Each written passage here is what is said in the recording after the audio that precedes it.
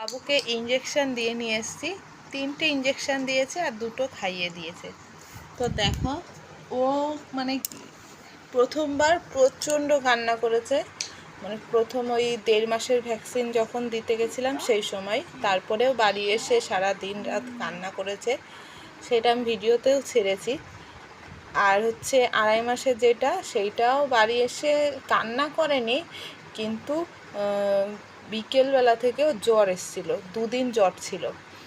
আর আজকে এই যে বাড়ি নিয়ে এসেছি, নিয়ে আসার পরে ঘুমিয়ে পড়েছিল, আর এখন দেখো কি করছে।